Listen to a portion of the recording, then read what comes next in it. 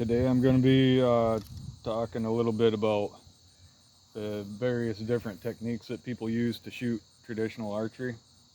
And everybody's familiar with the Olympic method, which was basically came about during the Victorian era after some 400 years of the bow falling out of popularity due to gunpowder and whatnot. And then there was a resurgence in interest in archery.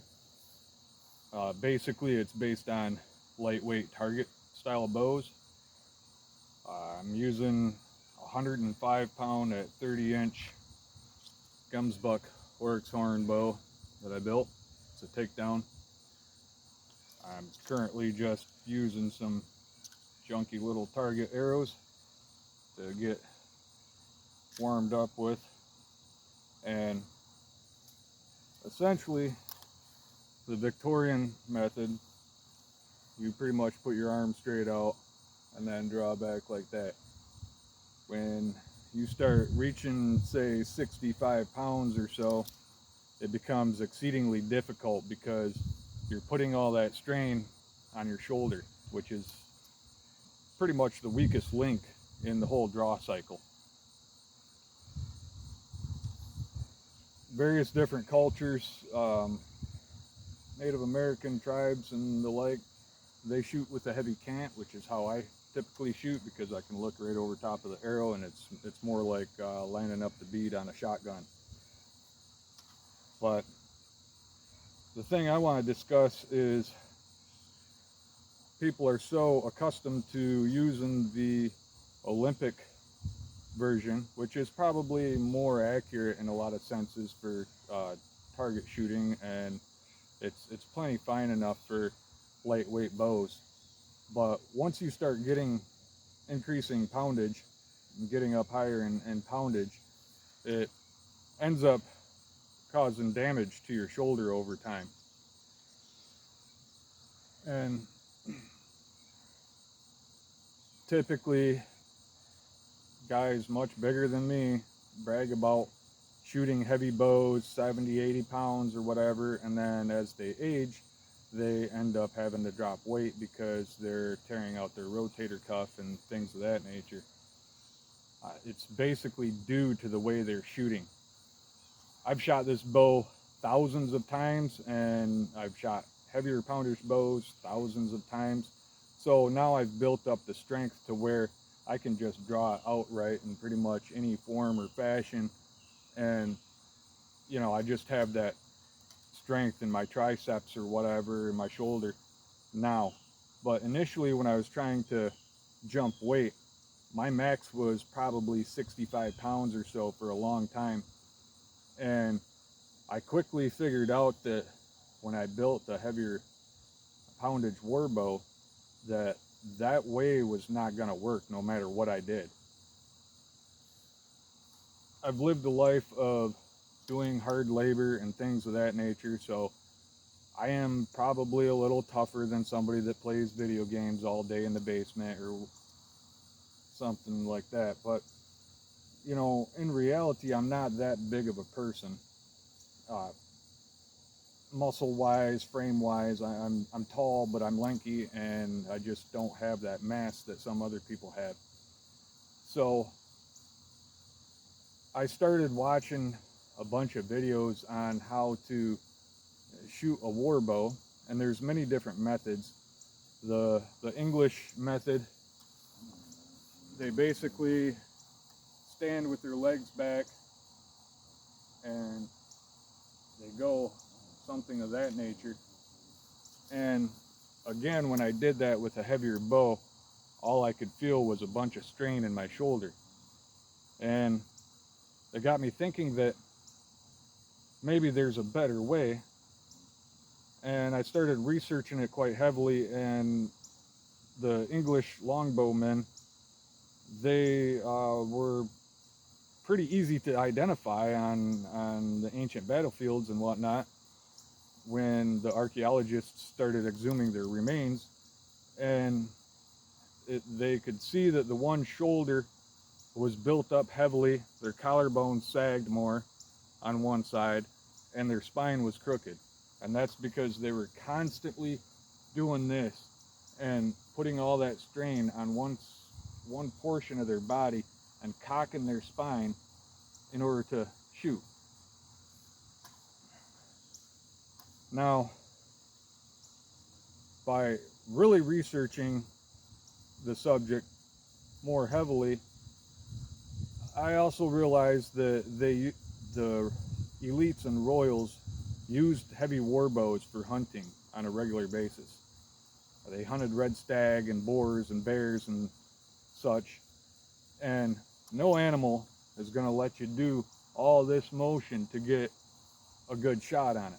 It just isn't going to happen. I've been hunting my whole life, and some animals are slow, lumbering beasts, but the vast majority of them, when they're pursued by dogs and people are blowing horns and they're, banging cans and pots and stuff through the brush and whatnot, those animals aren't just hanging out.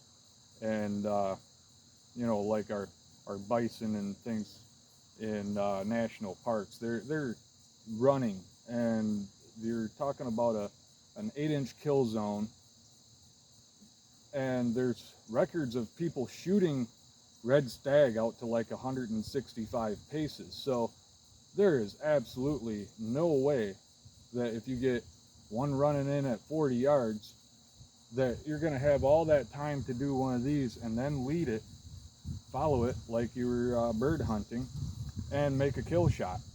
Maybe some people are lucky and they got away with it, but in reality, all of our knowledge on English warbow shooting comes from art, because again, like I said, there was 400 years where nobody was interested in it. The musket was just simply easier to shoot, and it was more effective in a lot of ways, especially if you are familiar with the way the English, their military practices were, which is also why we beat them in the Revolutionary War. They were so accustomed to having great numbers and shooting by volley up into the air that it was basically the luck of the draw that one of those arrows is going to land and cause a casualty or an injury and take somebody out of the battle. Once the Revolutionary War came along, that was the demise of the English ruling two-thirds of the globe, basically. They quickly realized that our guerrilla warfare tactics and our marksmanship was no match for their shooting by volley and standing in formation and all those different tactics that they employed to overcome various people that had never experienced any kind of organized warfare, such as the Africans, and they had more efficient weapons on top of which, better technology. So when you combine massive amounts of numbers and shooting massive amounts of arrows into the sky versus somebody that is hunting with a little stick bow that's used to hunting gazelle or whatever and ambush hunting them at close range, working as a group to hunt an animal, they were no match for somebody with organized military tactics. Then I started really thinking about it, and knowing that they hunted with these heavy bows. Some of them were upwards of 150, 170 pounds, and shooting half-inch diameter ash shafts and weighing 1,200 grains or so. I started realizing that since they hunted with these bows, and you're not going to be able to make all that motion while you're hunting, regardless of how you're hunting. You're not going to be able to get away with all that exaggerated motion and then follow the animal and lead it enough. It's just too much going on. When an animal comes out You better have your eyeball where you want your projectile to hit, and let the arrow or squeeze the trigger on your crossbow or firearm. You're gonna want to already have that distance that they're traveling figured out. That way, when the bullet gets there or the arrow gets there, the deer basically runs into it and it's a kill shot. Or you're going to wait for a nice perfect shot where it just ambles out and you don't know that it's there, and you're going to try to make the least amount of motion because it's always on high alert. You're going to try to make the least amount of motion and shoot it. That's how all of the primitive cultures survived in the most harsh environments on Earth. So, getting in further into it, I started looking at various different cultures, such as the Chinese, and they kind of make a big motion like this. It's very similar, but what they're doing different is they're leaning forward and engaging their back muscles halfway through the draw, and then they're pulling the rest of it with their shoulder, and then pretty much engaging their back muscles. Whereas the Olympic method, you're holding the bow straight out, you're pulling with your shoulder, and then engaging your back muscles for the last few inches of draw. There's a reason why the Mongolians, the Koreans, the Chinese, the English, all the people that shot heavy war bows, there's a reason that they did not do it in the manner that art depicts, which we accept as common knowledge now, even though it's forgotten knowledge. We accept the English method as common knowledge. There's a reason why none of those other cultures did that. When you extend your arm straight out, you're already putting all the strain into your elbow, and then you're putting strain into your tricep, and then into your shoulder, and then into your back, and you're not using this arm whatsoever. It's useless. It's just holding dead weight. When you engage your muscles sequentially like that, you're straining each one individually, each joint individually, and again, that makes zero sense if you're trying to shoot something like a heavy war bow.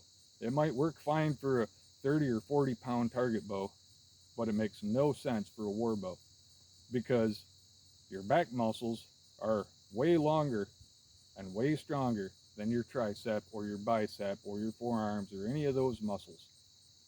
Your back muscle is stronger than your shoulder joint or your elbow joint because we use our backs all day, every day to get out of bed, to tie our shoes, pick up a gallon of milk. Everything we do is strengthening those back muscles. You're not necessarily building up your shoulder muscle doing all of that. Not to the degree it takes to shoot a 150 pound war bow. So I watched hundreds and hundreds of videos. I come home every day, try to pull this 130 pound bow that I just built. Not this one, a different one. It's even shorter. It's even harder because I can't really engage all my back muscles and go through a proper draw cycle. It only draws 26 inches. I can easily draw 34 back to here if I want to, and 32 to the corner of my mouth. So even this bow, it has a 2-inch shorter draw than I would really like, and I just had to adapt to the different types of bows. Over the course of time, I ended up building some short bows, some Apache type bows, things of that nature. They use a whole different hold with their fingers. None of that really matters. Some people say that the 3 under is more accurate. Some people shoot with 2, but you're not going to shoot very long or very well with 2 fingers once you start jumping up weight. Again, it's great for a light target bow, but you start getting into modern hunting bow weights, 60, 65 pounds, you're not going to do that. It's going to cause strain and fatigue to the tendons in your fingers. You're going to end up blowing out a tendon or a muscle, and then you're going to go right back to 3 fingers or less poundage. Same as if you burn out your shoulder. So over the course of time, I watched a few videos by Jack Fang and, you know, all different types of people. Gary Chine is a very good one to watch. He shows, he's an old dude, but he shows all of his back muscles and stuff engaging throughout the draw cycle and tells you the differences of what's going on. Jack Fang, he does a lot of this stuff because it's way too much weight for what he's doing and how he's doing it. He's obviously strong enough to shoot that kind of poundage 5 or 6 times, but what good is that? You're not ever going to get hunting accuracy with 5 or 6 shots a day and then having to go take a nap or some aspirin. So I gave this a lot of thought over the course of time. I've built bows nearly double the poundage, if not more than this, and I have been able to shoot them, but you know, the arrow weight is a big problem. Finding broadheads, trying to actually hunt with something like that in field conditions, enjoying it, it just isn't where it's at. But there's no reason why I wouldn't feel comfortable with a 150-pound draw weight. And it's just that once you get beyond that, it's a point of no return. Like, you're getting more impact and more penetration, but you only really need so much. A 45-pound bow at point blank range will shoot through a bison, supposedly. So therefore, under field conditions, hunting deer or elk at, you know, 40, 50 yards, whatever you feel comfortable at shooting. I personally like to hunt really close and walk fence rows and get within 10, 15 yards of deer. Or whatever I'm shooting. I like them to come in close so I know that I got a pretty much guaranteed shot. Unless my arrow hits a twig or something, I'm pretty much dead to rights gonna make a clean kill. And that's what it's all about. It's about ethics and it's about longevity, enjoying the sport, doing it the most sensible way. If you can take little bits and pieces of each technique and the best parts of each technique and incorporating them all, then you got something going on. Personally, I like to shoot with my arrow on the left side of the bow. I'm right-handed, I'm stubborn. I like the old Olympic method that I grew up on, but I also see its shortcomings. And I'm also shooting something over almost triple the draw weight of what those bows are, that technique is designed for. So over the course of time, I did a lot of research and I watched hundreds and hundreds of videos, and you know, it just dawned on me. I watched this video about Ishi, and Ishi does something totally different than anybody else. He's all hunched up, and he's got his elbows real tight to his body, and he's not shooting a lot of weight, but you got to remember, he was old and frail and lived a life of malnourishment in substandard, terrible conditions where there was only a few people helping him survive. And at some point, he ran out of people to help survive because they died off, and he had to wander into civilization.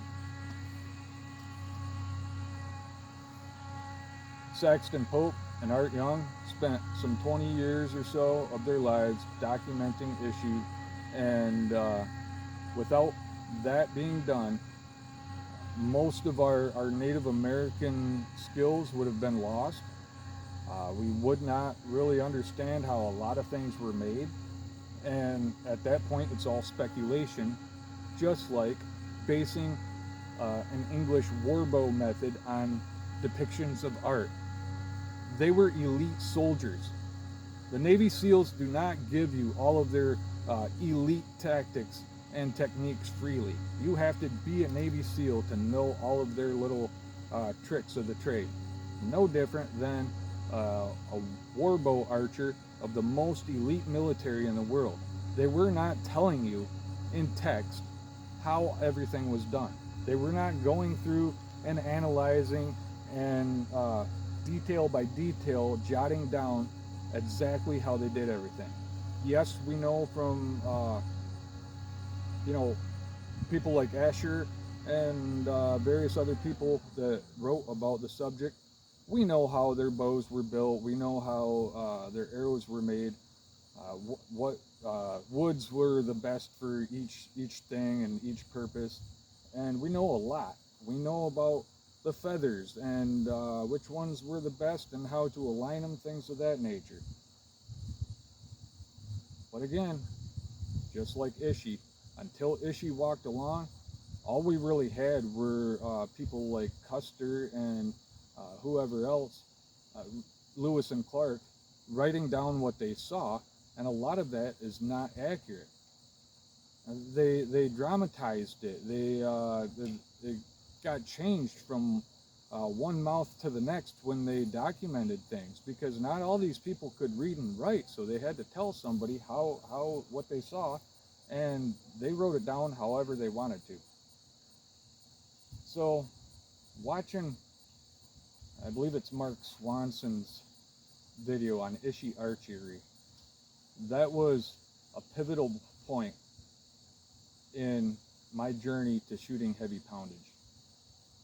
Uh, I watched his video repeatedly, and I cannot contort my hands and my fingers and everything the way he does. I can't flip the bow around when I shoot. You know, I'm set in my ways. But that doesn't mean that I can't take the core principle values of what he's teaching and showing and incorporate that into my shooting style.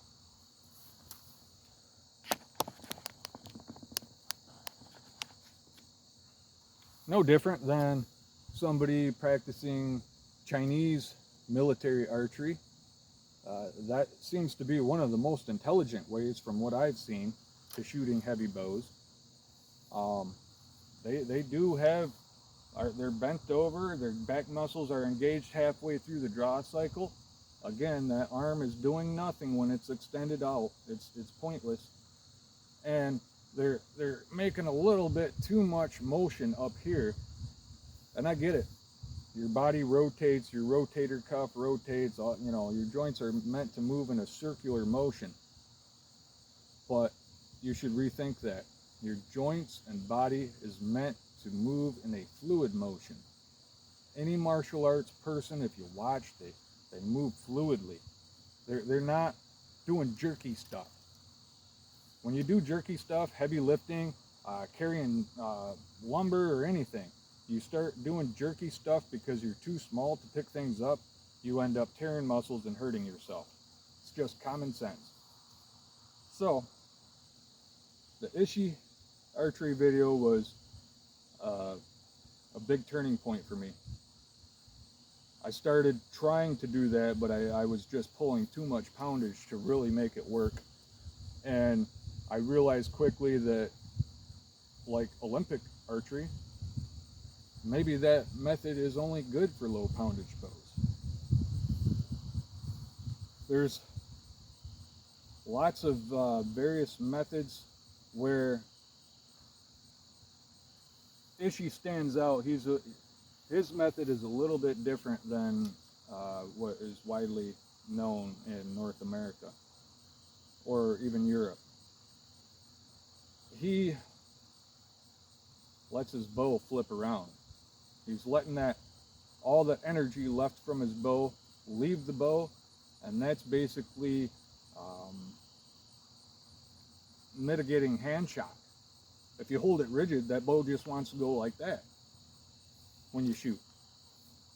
With him being relaxed and loose, that bow flips around. It's kind of like when you see people holding it with 2 fingers or 3 fingers. That's a good method too, until you start jumping past 100 pounds, because you got to have that hand strength to death grip that thing, or at least firmly hold it, in order to control the bow, because there's a lot of bang coming off of it.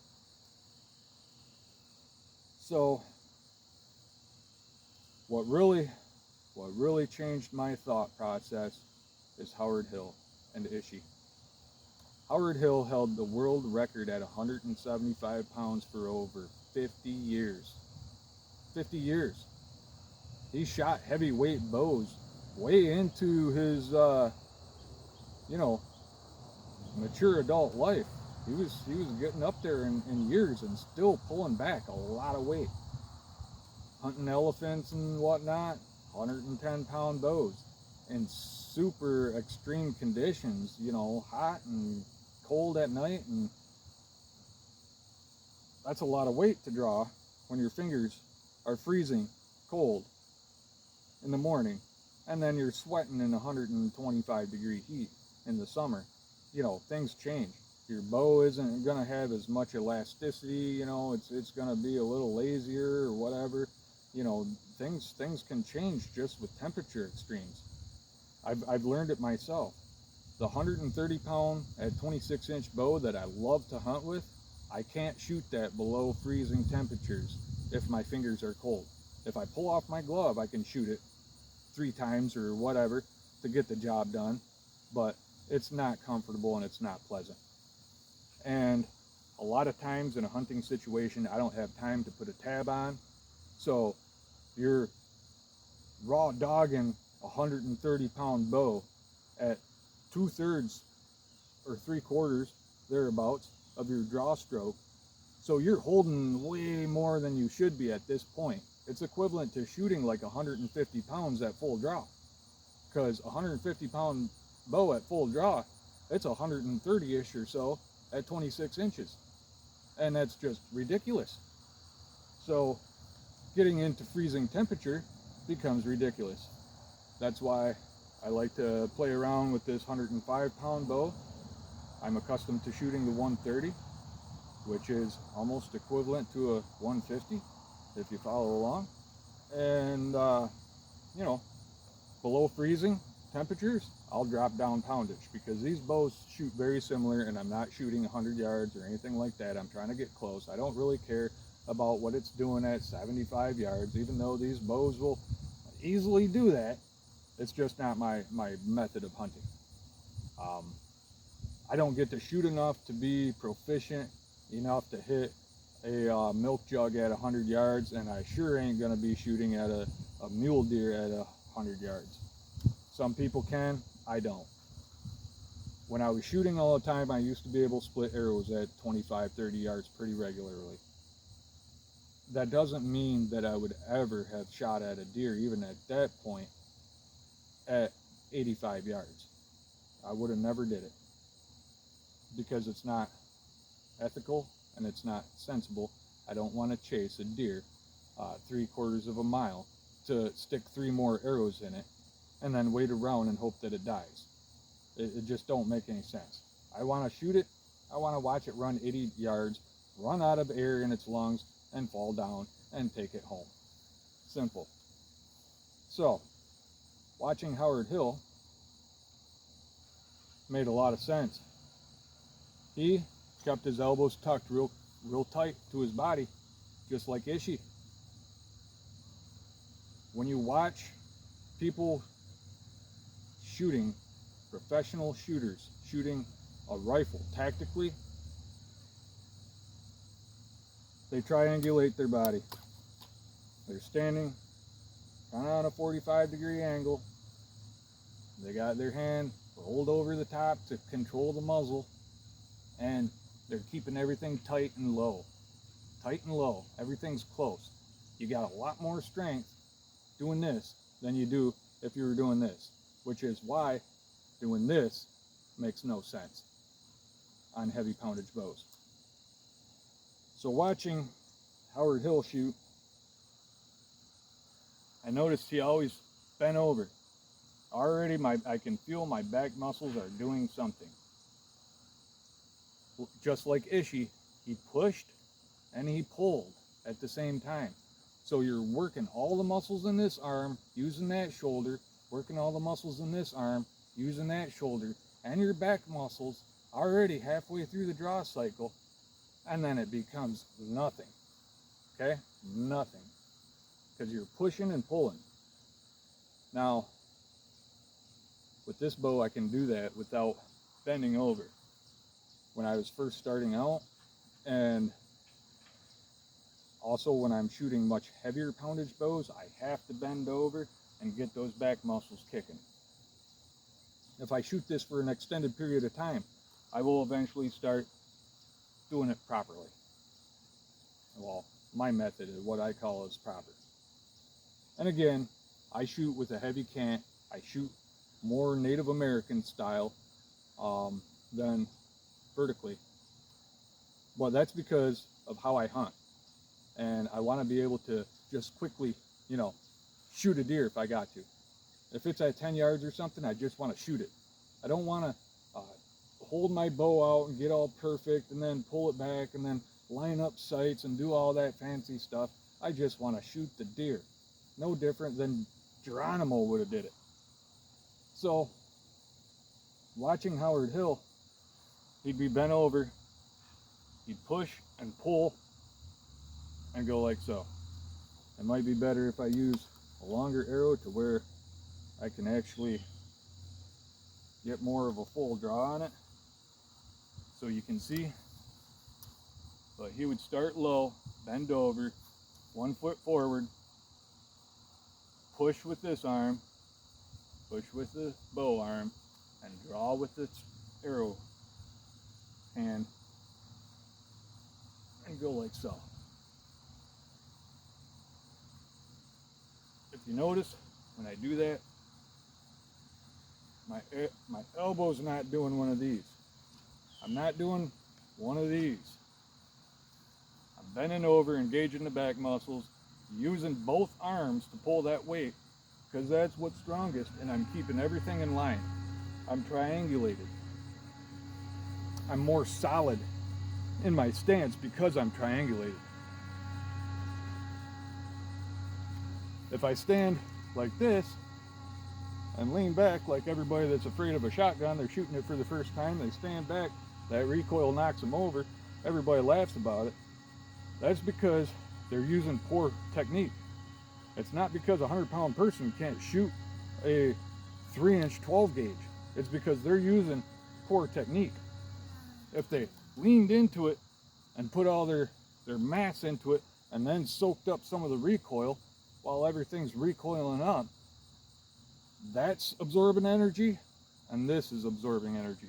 So when it's coming back, it don't really seem like that much, and boom, you got another one coming off. So Howard Hill, he was doing something different. He was doing something that nobody else was doing, and he used his noggin because he obviously seen how all these different tribes and whatnot that still use heavy war bows, he's seen how they did things, and he's seen how various different Native Americans, reenactors or whatever, he's seen how they shot too. You know, Howard also, a lot of times he canted his bow because he was looking right over top of that arrow just like a Native American is. Just like a lot of people in South America do. And a lot of indigenous tribes, they're not shooting like this. That's like the poorest form that you could possibly think of once you get past, say, 80 pounds. That is why it takes people years and years and years to jump 20 pounds in weight. It's because they're doing it wrong. They're not using all of their muscles. They're not using the one in between their shoulders. So, Howard Hill, he was one of the fastest snap shooters I've ever seen on any video.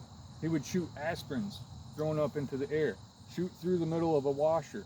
He shot big game. He traveled countries with his shooting skills. He was doing something different that everybody else is not doing today. Everybody else is lazy. They want to take technology over skill. They don't want to think about things. They just want to be taught how to do something one way, and they're cool with that. I see a lot of compound bow shooters aiming way up here and doing one of these, and all they're doing is toasting that shoulder. I'm telling you, I've tried it, I've done it. I could not do it in various compounds. because you're already pulling, 60 pounds or whatever here, and then it just goes slack. So when you're doing all this motion trying to overcome too heavy of a bow, when it goes slack, you're ripping your shoulder all the time.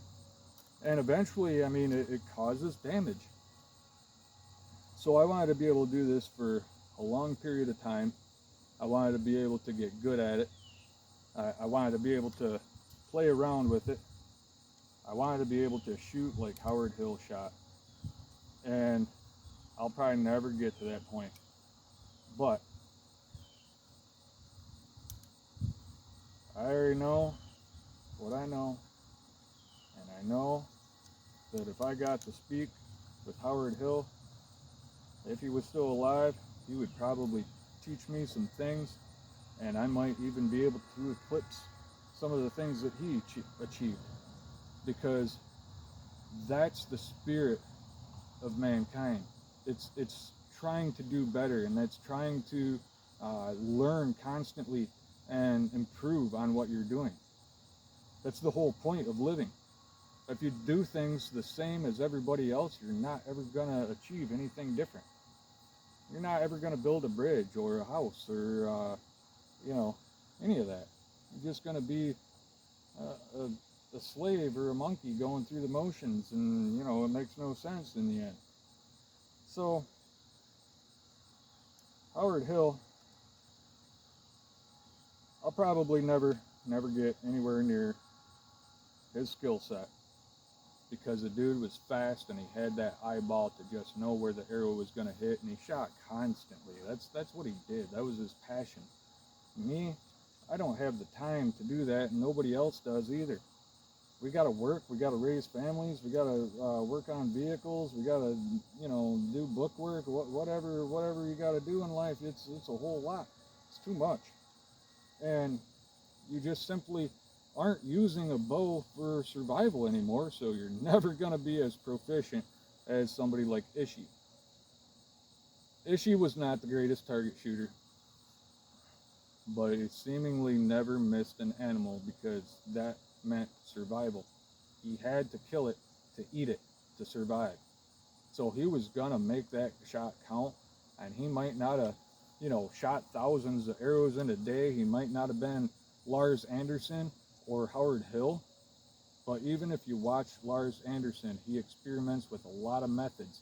He knows that there's not one set method that's perfect for everything. You cannot use the Olympic archery method to shoot off a horseback.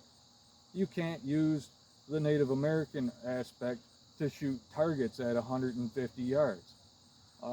Flight bow shooters, they're in a realm of their own. They don't even care. They're just trying to get that arrow as far as it'll go. And, hopefully they got the math figured out to where their arrow weighs enough that their bow doesn't explode. And, if they get like a dozen shots out of it, they're cool with it if they set a world record. Who cares? But from a hunting standpoint or a practicality standpoint, why not incorporate all of the best methods to get the most longevity and enjoyment out of the sport? Why not employ warbow techniques to target archery? Why not employ body mechanics to compound bow shooting? All I see anymore on compound shooters, they got their arm upside down and all kinds of stupidity, and that's just, that ain't the way your arm works. That's not how your muscles are supposed to work. You're binding your muscles. When you have your arm upside down and your elbow way high, you're putting all that strain on the shoulder and your elbow joint, and you have no real strength or control in your wrist, which is why they do it, to lock the wrist basically. But they're not getting that full expansion early on. They're not even beginning it until they get all the way back here, and then they can get that full expansion in their back muscles.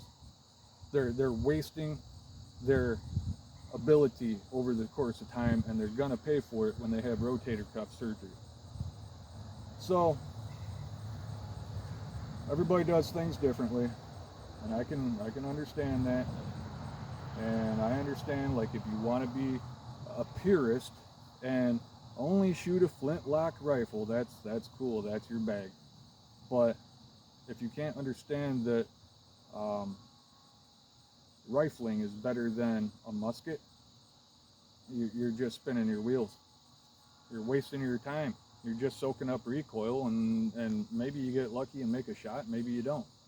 Maybe you minimize your motion and make a clean kill shot, or maybe you do all this stuff to look fancy and cool and botch the shot.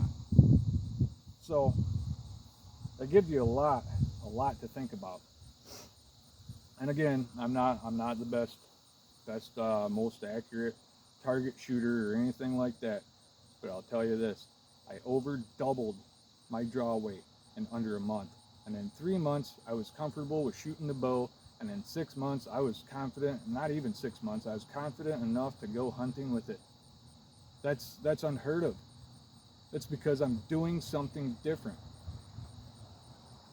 I'm doing something different like Howard Hill did something different.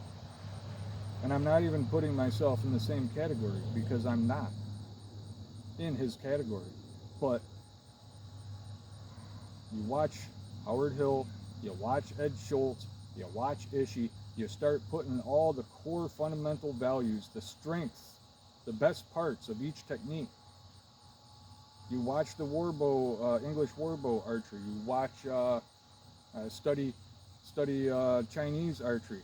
They all use the same overlapping core techniques. That is engaging your back muscles as soon as you can and having a solid footing. Those are two commonalities between all of them. Ishii didn't stand up a lot. He squatted, but he was rock solid when he shot. So that's a slight gray area there. Now, again,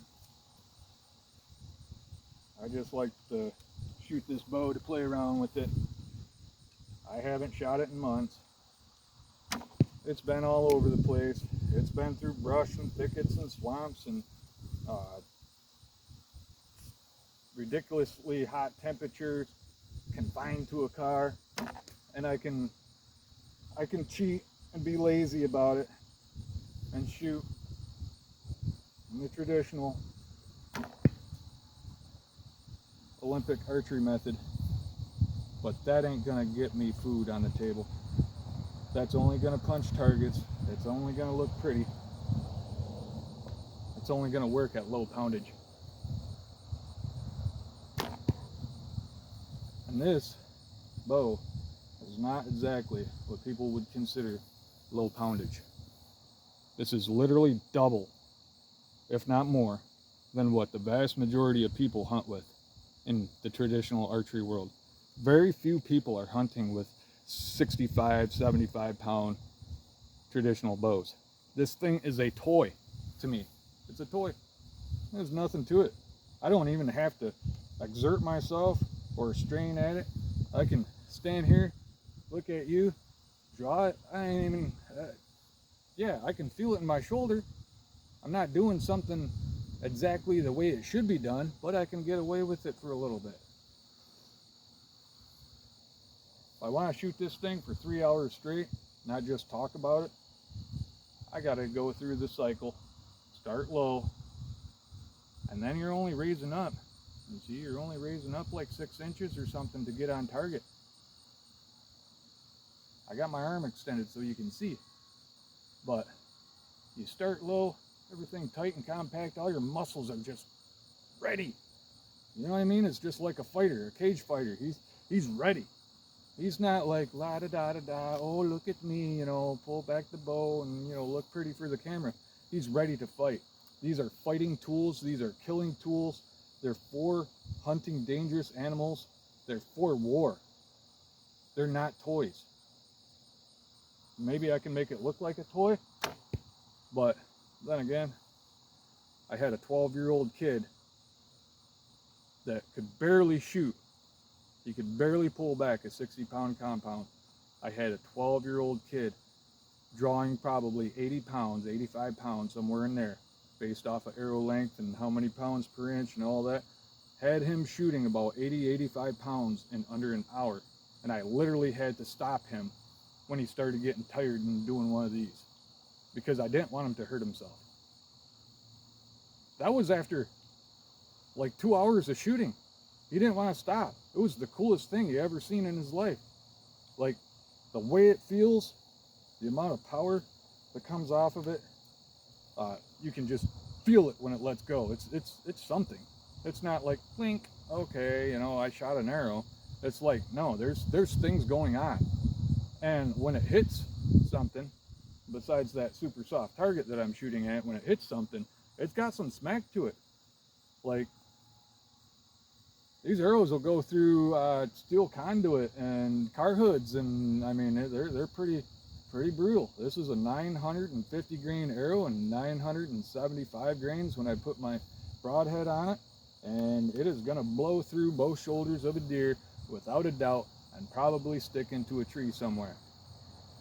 That's kind of great for recovering an arrow, I guess, because it ain't stuck in the deer halfway through it, wandering around, leaving a little blood trail, and hopefully killing the thing because it only went through one lung and a rib. This thing is going to blow clean through no matter what at pretty much any animal I could possibly think of shooting or be brave enough to shoot. These bows were historically 140 to 170 pounds and only had 16 to 20 inches of draw.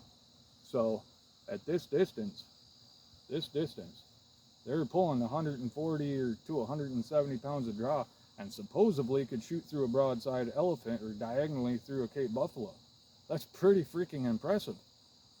So I know it's way more adequate for than what is needed to hunt, say, deer or black bear or whatever I got around here.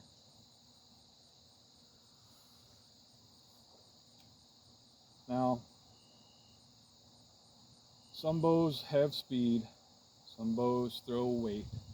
These bows can be either. I can shoot a really light arrow in it and get very fast speeds out of them, flat trajectories. If I wanted to go out west trying to shoot a pronghorn at 75 yards or something, these bows are perfectly fine for it because it's a smaller animal. If I can hit my target, they will shoot nice and flat and fast and get the job done. Or if I want to go up against something that's like a moose and try to shoot through both shoulders, or a bison or something of that nature, I just throw a heavier arrow in it, practice with it a little bit, it's going to do the job. There's no question about it. So that's why I like them. And plus it's something different. You get bored shooting little kids' bows and whatever, target weight stuff. I'm not saying that if that's all you can shoot, that you need to shoot heavier poundage. You just need to work on your accuracy and hunt closer and, work with the limitations that you're working with. It's no big deal. These take the limitations out of it. These can develop the same kinds of energy as some of the fastest compounds on the market, very close energy numbers, and they're purpose-built killing machines. The compounds, they have an advantage with a lot of speed and flat trajectory, but personally, if you're shooting 85 pounds in a compound, unless you're trying to make 70, 80 yard shots, if you're hunting like everybody mainly hunts at 20 to 30 yards, that extra 200 feet per second or something, it ain't doing nothing. It's poking a hole through a deer, and big deal. A 45-pound recurve can do the same thing. You're not gaining anything. Competition shooters, people that like to shoot volleyballs at 100 yards and stuff, yeah, a compound's going to be a better tool because it has sights and bells and whistles, adjustment, things that you can tune and tailor to your shooting style. But if you simply shoot a decent poundage bow that is adequately fast enough and tolerant to various arrow weights, you can pretty much do the same thing. You're not going to have the accuracy at 100 yards unless you practice a lot, but that doesn't mean that you can't kill animals at 100 yards with a bow like this, because you absolutely could. I don't know if I can do it, but you know, the next guy, he might be more accurate than I am. I simply can just shoot a lot of arrows through it and, you know, be comfortable with hunting with it. I'm cool with that. I'm not trying to set a world record on, you know, some X ring at X amount of distance or anything like that. This is a hunting bow, and I just intend to hunt with it. So, you know, a lot of people, they want to know how I can shoot this kind of poundage and lob 8-10 arrows in 30 seconds or a dozen arrows in a minute. Like, that's a lot. And you start calculating, you know, the poundage of this and how many arrows I can physically shoot in a short amount of time. I'm not as fast as a Comanche or anything, but, you know, a dozen arrows in a minute is pretty fast for a 130 pound bow. I mean, most people, they can only shoot like 6, 8, 10 arrows and then they're done at the most. I've seen some people, they're like, oh yeah, I shoot a warbow. You know, you look at Jack Fang.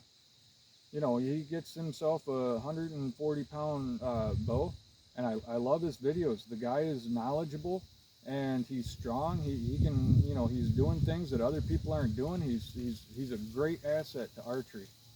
But if you watch him, you know, his video is an hour long. He shoots 6 times and he's like, bleh, just dead tired. He's done. And that is the same thing I was running into when I was at much higher poundages, that it just was not that enjoyable. Yeah, it looked cool, but it just wasn't practical, and I was never going to get proficient enough to be comfortable hunting with it or anything like that. So there's a level of sensibility and a level of practicality. It's different with each individual. But what I'm saying is that if you can shoot the weight, there's no reason not to, because you're just gaining positive things off of it. There's no reason not to. And anybody that's physically able to shoot, say, a 50 pound bow, guess what? They can shoot a 75 or 80 pound bow, no problem. They just need to learn how. I mean, if I can do it, I'm not a bodybuilder. If I can do it, the average person can too. So when you jump up from 40 pounds to, say, 85 pounds, you literally just pretty much tripled the penetration that you're going to get out of an arrow. So it's no more a question as to if the deer is close enough, can I shoot through it and get a through shot? There's no question to it. It's just going to punch a hole, which 2 holes bleed out faster than 1. There's no disadvantage to it, unless your fingers are sensitive to cold, or, you know, you have a physical condition where you can't shoot a lot of weight. You know, I really don't even know what my max is, but I can tell you probably about 2/3 of my max is where I'm comfortable, my upper limit under field conditions, hunting and things of that nature. I'm not trying to, you know, kill myself out in the woods after hiking 3 miles or something and tear muscles out of my back after carrying a heavy backpack or anything, or setting for hours upon end and then having to draw some substantial amount of weight. I'm not trying to overdo it. I'm just trying to get the most bang out of my buck and enjoy a different realm of archery. That's all it is. It's not that I'm trying to, you know, show off or talk about my 105 pound bow. It doesn't even matter. It's just a bow. But when it comes down to the forensic aspect of it, it's not just a bow. It's a killing machine. And this bow will literally get at least 4 times the amount of penetration easily of a 45 pound recurve. I'll lay money on it. I'll bet you one of these bows that if you can take your Fred Bear fiberglass recurve and find an arrow combination that will out-penetrate this bow, I'll give you one, because it ain't gonna happen. This bow might not be a world record-setting speed demon, but it can push some serious weight. And weight is your penetration. As long as you got the speed to maintain it, weight will push that arrow through anything.